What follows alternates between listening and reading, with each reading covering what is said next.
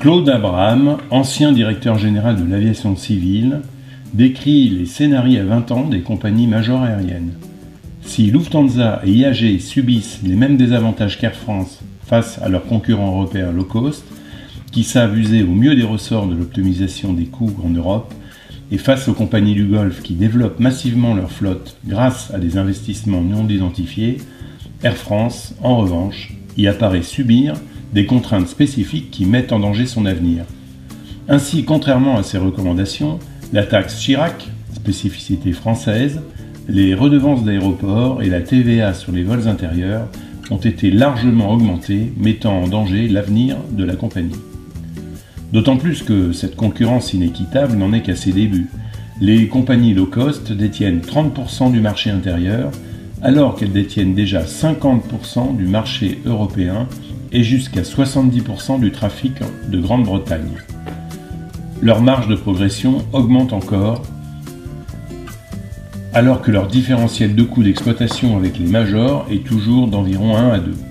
De même, Emirates, qui n'a pas encore reçu la moitié de ses 140 A380 en commande, a pourtant déjà conquis 65% de la clientèle des provinces françaises à destination de l'étranger, en s'associant à des compagnies étrangères pour proposer une offre complète à cette clientèle. Les pouvoirs publics peuvent compliquer ou simplifier la tâche d'Air France. Le transport aérien est le seul secteur qui paye la totalité des charges face à un TGV largement subventionné. Sans éléments correctifs dans une perspective à 20 ans, je n'exclus pas le dépôt de bilan d'Air France ou un partenariat faible. Je reste raisonnablement optimiste, a déclaré Claude Abraham. Jean-Pierre Besse, secrétaire général du SCARA et ex-directeur des achats d'Air France, note d'emblée qu'Air France perd chaque année 10% de son chiffre d'affaires depuis 2008. En France, il existe deux sortes de compagnies, celles qui perdent de l'argent et celles qui n'en gagnent pas. Le trafic aérien devrait doubler d'ici 10 ans dans le monde, tandis que le transport aérien français perd 2% de part de marché tous les ans. La concurrence faussée permet à des compagnies européennes de se développer sur notre marché intérieur, alors qu'aucune compagnie française n'a les moyens de prendre des parts de marché sur le marché domestique des autres pays européens. Air France KLM représente 26 milliards d'euros de chiffre d'affaires, alors que le reste du transport aérien français ne pèse qu'1 milliard d'euros. Si Air France tombe, c'est 90% du transport aérien français qui disparaît. Les différents acteurs du transport aérien sont dans le déni de réalité. Les grèves laissent des cadavres, la spécificité d'une caisse de retraite des navigants impose une surcharge aux compagnies aériennes françaises. L'absence de desserte terrestre spécifique des aéroports parisiens fait fuir la clientèle touristique. La fiscalité française à 65% pénalise toutes les entreprises en sus des spécificités françaises, comme la taxe Chirac ou la dévolution de la fonction régalienne de la sûreté aux compagnies aériennes. S'ajoute la réforme du contrôle aérien européen qui devait fluidifier le trafic et augmenter la productivité, mais qui se conclut par une annonce ministérielle d'augmentation adaptée de la redevance de contrôle aérien. À cela se grèvent les 60 millions d'euros ponctionnés aux compagnies aériennes pour l'insonorisation de maisons riveraines qui n'étaient pas encore construites à la création de l'aéroport de Roissy.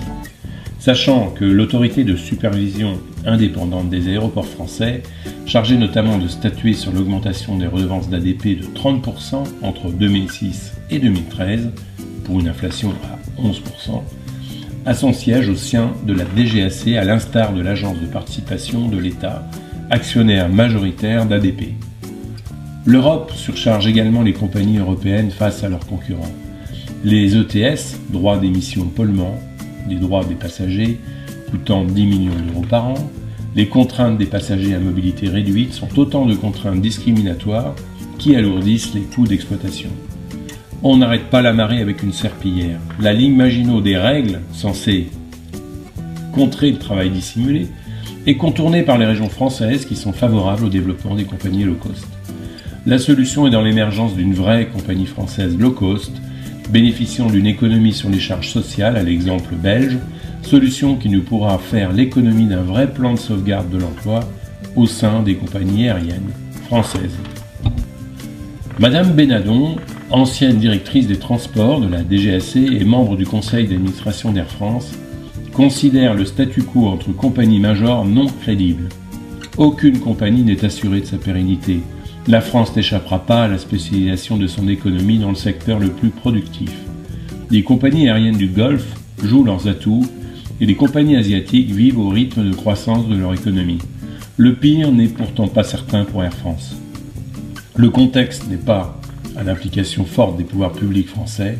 De plus, l'Europe est composée de 28 États consommateurs de transport aérien pour seulement 5 États producteurs de transport aérien long courrier, dont certains, la Grande-Bretagne et l'Allemagne, sont des libéraux. Il n'y a donc rien à attendre de l'Europe. Le salut d'Air France viendra de sa capacité de réaction interne. Aide-toi et le ciel t'aidera.